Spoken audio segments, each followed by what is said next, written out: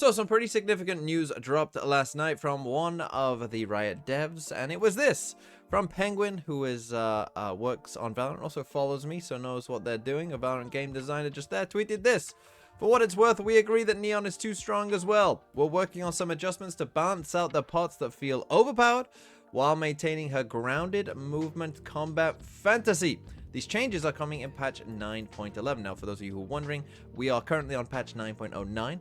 So this is not the next patch, where in the next patch, we should expect the Phoenix changes, I'm pretty sure, to come out. And then the patch after that, we can expect Neon changes. So today we're going to talk about what are the changes likely to be, and is this a good decision by Riot? You know, what are all the factors that went into this decision? First of all, of course, many of you will know that Neon has been complained about for some time now, ever since kind of the end of Champs, I would say. It kind of started in Champs, and like, you know, you had people like Can kind of going crazy on the Neon and, you know, doing some stuff that seemed like, oh my god, this is unbelievable, this doesn't seem that fair. Then that kind of continued into the Ascension tournaments and into some of the off-season tournaments, and we've had a lot of pro players talking about, you know, Neon as a kind of problem. Now, one thing that I always found kind of interesting about this is that a lot of pro players, you know, or people in the scene in general were talking about Neon, you know, as this crazy overpowered, like, you know, Chamber levels when Chamber was crazy overpowered, right? And you remember how many nerfs Chamber got, right? The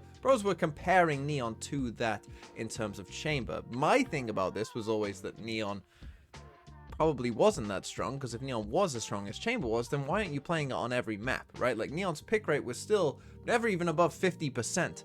Right, and still there was plenty of maps where people weren't playing Neon, or certainly it wasn't considered meta to play Neon on, you know, quite a few different of the maps in the pool. Which, if you think back to the old Chamber meta, it was like, no, Chamber was like played everywhere, right? Like pretty much all maps you would see quite a bit of Chamber. That hasn't really been the case with Neon, and I think what pros were getting at there is maybe that Neon isn't actually as strong as Chamber was in kind of, you know, Chamber's initial form.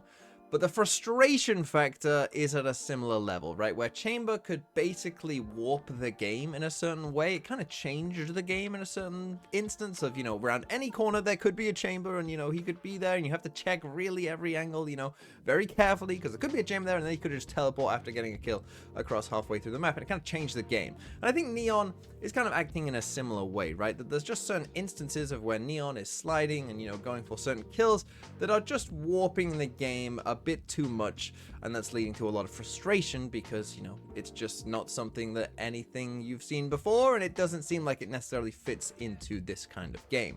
So a lot of people were complaining about Neon, and personally I did think that Riot might actually hold off on going for this nerf until kind of the first Masters. This is something that me and Sliggy had been talking about on Plat Chat as well, saying that basically, you know, when Riot tends to do these things and there's maybe an agent that's a bit overtuned, you know, they'll kind of let it go for a bit, let it have its kind of time in the sun, and then eventually kind of nerf it. And that's what I was kind of expecting them to do. Like, hey, we'll get the first part of the VCT season will be kind of the Neon meta, then they'll nerf Neon and we'll move on to whatever's next, right? But it seems like, no, they have decided that Neon is above that threshold of, like, you know, it's causing too much frustration, it's causing, you know, too many problems, that actually this needs to be nerfed before the VCT season even starts. And I must admit that this actually makes me a little sad, right? I don't know what the nerfs will be, we'll get into that in a bit, but either way, just the fact that Neon is going to get nerfed, it's going to psychologically mean that people just think, oh, Neon is much worse, right? Which means that we're probably going to, for the most part, just return to Jet and Raze on most maps. And that to me isn't that fun, right? That to me doesn't sound that appealing, because I've seen Jet and Raze on most maps for basically the entire history of Valorant. And I think that really, I would have liked to have seen at least a brief window of like, hey, here's a Neon meta. And maybe if they don't nerf Neon that much, right? Maybe if the changes aren't that significant, maybe we still will see, you know, quite a bit of Neon. In fact, on certain maps like Sunset, I would expect that, you know, you would still see quite a bit of Neon in general, as, you know, the level of play on Neon now, you know, most pro duelist players will have actually put some time into Neon, because I think this is a big deal of why you constantly see Jet and Raze all the time, is because most pro players who play duelists have mastered Jet and Raze, right? They know everything about there is to play Jet and Raze, and so of course they're going to play it versus playing, you know, a different agent that you know, they're just not as familiar with. Now, Neon probably has at least some of that familiarity for, you know, a decent portion of these pro duelist players. So hopefully we will still see some Neon, but I personally would have been perfectly fine with having kind of the first little bit of the year be kind of a Neon meta. I would have enjoyed it being different, and I think that Neon, whilst frustrating to play against in, you know, maybe in ranked as well also, I still think, you know, pretty fun to watch. So anyway, Riot did decide that Neon was kind of above this threshold, and they did need to make a change before the VCT season kicked back off. But let's take a look at the specific wording here, because I think there are some clues in terms of working out what the changes will actually be, right? So we're going to balance out the parts that feel overpowered, right, whilst maintaining her grounded movement combat fantasy. So things that feel overpowered, to me, that is very, very clearly kind of aimed at like the shooting while sliding, right? Like that is the thing that I think most people would say with Neon feels overpowered.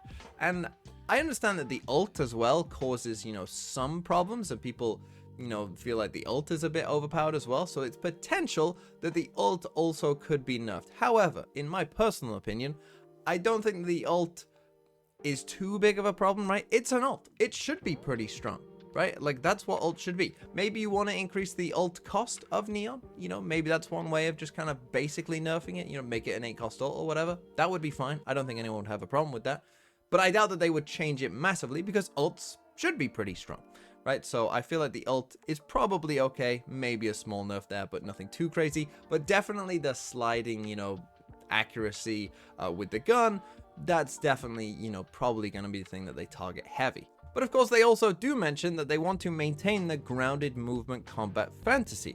So that will be interesting that, you know, it sounds like, yeah, we want to, you know, nerf maybe the sliding thing, but maybe we're going to give Neon something back, right? Maybe they give Neon the second stun back as a way of, you know, kind of keeping some of the power level of Neon. Maybe they feel like Neon is actually in a pretty good power spot, right? As I'm kind of saying, they don't want to just return back to a Jet Raze meta on all maps. They want to kind of keep Neon's power level at a similar level, but, you know, just change some of the specifics so that it's not annoying or frustrating to play against. Because they also say this, right? They say that feel overpowered, right? So clearly that they're thinking that maybe Neon isn't actually overpowered, and maybe they've got some numbers to back that up, I don't know.